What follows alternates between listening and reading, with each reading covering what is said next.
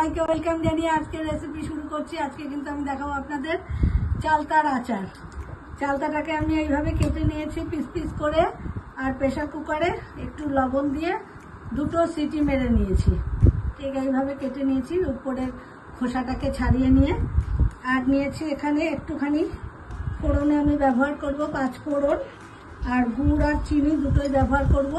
আর একটু ভাজা মশলা, ভাজা মশলাটা আমি দিয়েছি মৌরি, জিরে, মেথি আর 2টো শুকনো লঙ্কা, 2টো তেজপাতা একটু ড্রাই রোস্ট করে একটু গুঁড়ো করে নিয়েছি। তো বন্ধুরা আমার সাথে থাকুন, দেখতে গরম হয়ে গেছে, দিয়ে দিচ্ছি একটু সর্ষের তেল, একটু 5 ফোড়ন। বন্ধুরা ফোড়নে কিন্তু একটা সুন্দর গন্ধ বেরিয়ে গেছে। এবার আমি চালতাটা দিয়ে দিলাম,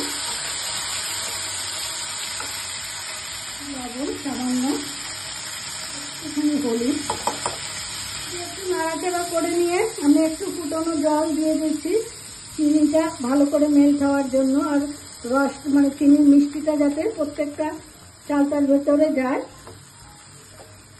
একটুখানি জল অ্যাড করলাম, সেই জন্য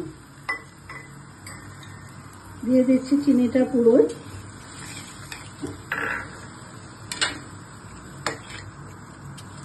এবার গুড়টাও অ্যাড করে দিচ্ছি।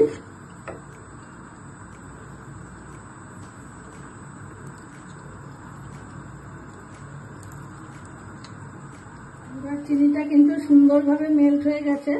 এখন যতক্ষণ না শুকিয়ে যাচ্ছে, একদম মাখা মাখা হয়ে যাবে গাটা, ততক্ষণ পর্যন্ত নাড়তে থাকবো, তারপরে দেখাচ্ছি। গুড়ের রসটা কিন্তু চালতার মধ্যে পুরোটাই টেনে নিয়েছে। এবার আমি ওভেনটা অফ করে দিচ্ছি, দিয়ে এবার ভাজা মশলাটাকে উপর দিয়ে ছড়িয়ে দেব।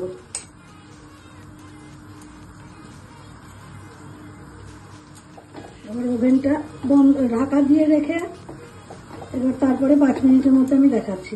বন্ধুরা চালতার আচার তাহলে আমার একদম রেডি, কিন্তু দেখতেই পেলেন কত সহজ।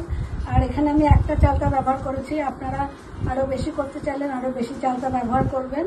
আর এটা ভাতের শেষ পাতেও খেতে ভালো লাগবে, আবার স্টোর করে রেখে দিলে মাঝে মধ্যে একটু একটু করে বার করে খেলেন, দুটোই ভালো লাগবে কিন্তু। তো ভিডিওটা কেমন লাগলো অবশ্যই কমেন্টে জানাবেন।